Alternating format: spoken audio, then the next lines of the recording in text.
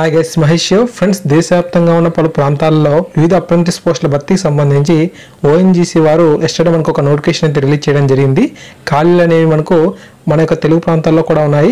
ఈ విధంగా మనకు దేశవ్యాప్తంగా కూడా పలు ప్రాంతాల్లో మనకు వేకెన్సీస్ అనేవి ఎక్కువగా ఉన్నాయని చెప్పుకోవచ్చు. ఈ వీడియోలో మొత్తం మీకు ఎక్స్ప్లెయిన్ చేస్తాను, ఓకేనా? సో ఏ పోస్టులకు ఏ అర్హత అనేది ఉంది కూడా మీకు చూపించడం జరుగుతుంది. సో ఈ యొక్క పీడిఎఫ్ కావాలంటే దయచేసి వీడియో డిస్క్రిప్షన్ నుంచి డౌన్ చేసుకోండి, ఓకేనా? సో చూడండి, ఇక్కడ మనకు వర్క్ సెంటర్స్ అని చెప్పి డెహ్రాడూన్, ఓవిఎల్, ఢిల్లీ, జోధ్పూర్ అని చెప్పి మనకు ఈ యొక్క వర్క్ సెంటర్ అనే ఇన్ఫర్మేషన్ దగ్గర ఇస్తున్నారు. తర్వాత మనకు ట్రేడ్ అని చెప్పి ఆ యొక్క పోస్టులు అనేవి ఉన్నాయి. తర్వాత మనకు ఆ కేటగిరీ వైజ్గా మనకు ఖాళీకి సంబంధించి ఇన్ఫర్మేషన్ అయితే ఉంది. ఈ విధంగా మనకు దేశవ్యాప్తంగా పలు ప్రాంతాల్లో ఈ యొక్క ఇన్ఫర్మేషన్ అయితే వీరైతే ఇవ్వడం జరిగిందన్నమాట. ఈ యొక్క నోటిఫికేషన్లో మన యొక్క తెలుగు ప్రాంతాలకు సంబంధించి చూసినట్లయితే కాకినాడ ఉన్నాయి, రాజమండ్రిలో కూడా వేకెన్సీస్ అనేవి ఉన్నాయి. రాజమండ్రిలో అధికంగా మనకు వేకెన్సీస్ అనేవి ఉండడం జరిగింది, ఓకేనా? Accountant, assistant HR, computer operator and programming assistant, draughtsmen, electrician, electronic mechanic, fitter, instrument mechanic, mechanic diesel అని చెప్పి ఇలా వివిధ రకాలుగా మనకు వేకెన్సీస్ అయితే ఉన్నాయి. ఈ పోస్ట్ అన్నిటికీ కూడా డిగ్రీ మరియు ఐటీఐ వివిధ విభాగాల్లో చేసిన అభ్యర్థులు ఎవరైతే ఉన్నారో వారందరికీ కూడా అర్హత అనేది ఉంటుందన్నమాట, ఓకేనా? అది మీకు చూపిస్తాను. మనకు తర్వాత ఏజ్ రిలాక్సేషన్ విషయానికి వెళ్ళినట్లయితే 18 నుంచి 24 సంవత్సరాల వయసు ఎవరైతే ఉన్నారో వీరందరికీ కూడా ఖచ్చితంగా అప్లై చేసుకునేందుకు అవకాశం అయితే ఉంది. అయితే మనకు ఓబీసీ క్యాండిడేట్స్కి 3 years అప్లై రిలాక్సేషన్ అయితే ఇచ్చారు. అంటే మీరు 18 నుంచి 27 సంవత్సరాలు ఉన్నా సరే అప్లై చేసుకోవచ్చు. ఎస్సీ ఎస్టీ క్యాండిడేట్స్కి 5 years అప్లై రిలాక్సేషన్ అయితే ఇవ్వడం జరిగింది.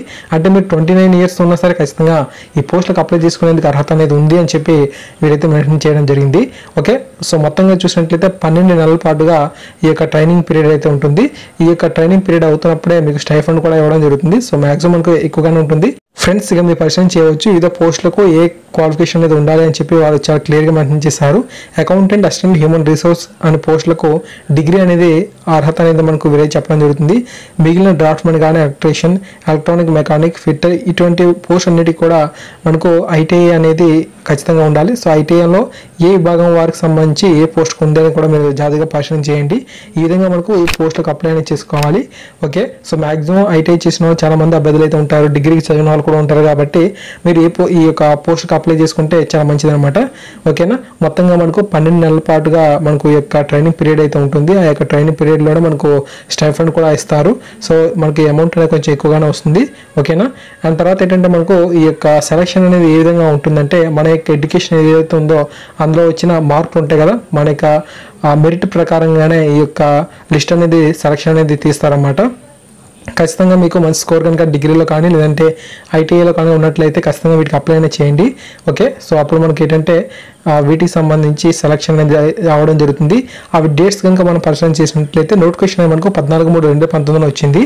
దాని తర్వాత మనకు ఆన్లైన్ అప్లికేషన్ అనేది సబ్మిషన్ చేసుకోవడానికి చివరి తేదీ 28/3/2019 అనమాట. So results or selection list అనేది మనకి ఎప్పుడు వస్తుందంటే 1/4/2019 అయితే వస్తుందని చెప్పి వీరైతే ఇవ్వడం జరిగింది.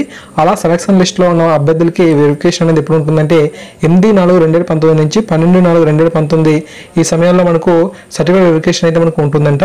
మీరు జాయినింగ్ అనేది ఎప్పుడు అవ్వాలంటే 15/4/2019 మీరు జాయినింగ్ అనేది అవ్వాల్సిన అవసరం అయితే ఉంటుందని చెప్పి వీరైతే మెన్షన్ చేశారు. ఏ సర్టిఫికేట్స్ అనేవి ఉండాలి అనేది కూడా ఈ నోటిఫికేషన్ మెన్షన్ చేశారు, ఓకే? 10వ తరగతి సంబంధించి, డిగ్రీ సంబంధించి, మీ ఐటీఐ సంబంధించి, సో ఇవన్నీ కూడా మీ సర్టిఫికేట్స్ అన్ని కూడా క్యాస్ట్ సంబంధించి కానీ ఇవన్నీ కూడా మీరు దగ్గర పెట్టుకోవాలి. సో అఫీషియల్ నోటిఫికేషన్లో మొత్తం ఇన్ఫర్మేషన్ అయితే ఇవ్వడం జరిగింది. ఈ పీడిఎఫ్ అనేది మీకు వీడియో డిస్క్రిప్షన్లో ఇచ్చాను. సో దయచేసి అభ్యర్థులు డౌన్లోడ్ చేసుకొని ప్రతి ఫ్రెండ్కి కూడా వీడియోంత వరకు షేర్ అనేది చేయండి. ఖచ్చితంగా వీడియోని లైక్ చేయండి, ఓకే? Thank you.